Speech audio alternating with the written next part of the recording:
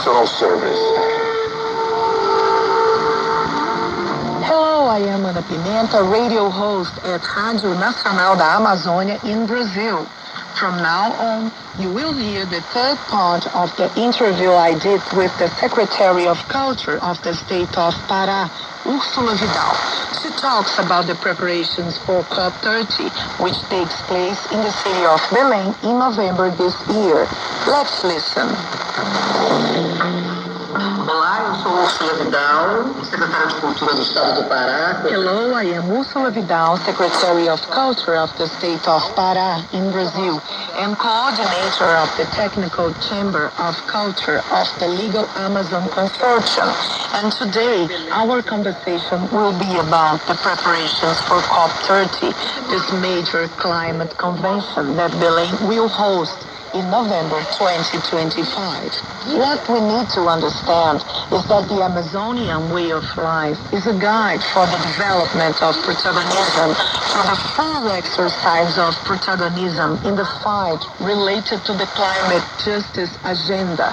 Hoje, a Julius Bicycle é uma entidade do Reino Unido comum. Today, Julius Bicycle is an entity from the United Kingdom with which we have partnered to edit a publication that studies 8 cases of cultural practices here in the Amazon, and that has in its concept, in its core, in its deliveries, and in its communicational process, this commitment to sustainability, the climate agenda, and environmental education. We have made available to the world a bilingual publication showing that here in the Amazon, what we do culturally already has a deep conceptual, I would even say umbilical intersection, because the Amazon is also a womb of this world, not just its lungs. Our vocation is very much about generating life, wisdom, and knowledge.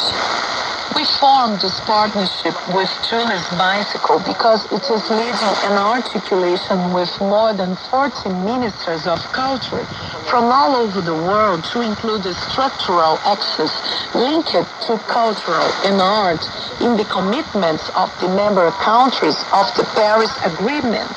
We have historical and anthropological sites that are at immense risk due to the issue of rising sea levels.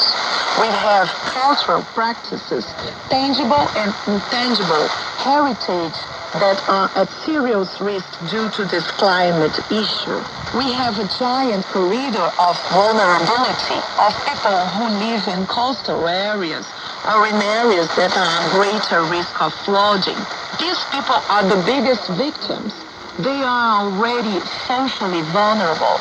They are victims of wars, floods, and extreme weather events.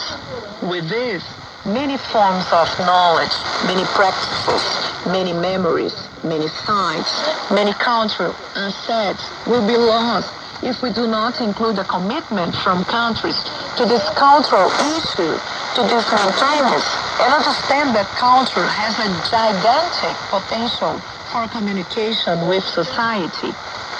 Quando a gente está falando da música, da dança, When we are talking about music, dance, performing arts, visual arts, there is no national border. There is no linguistic border. There is a people inhabiting this planet.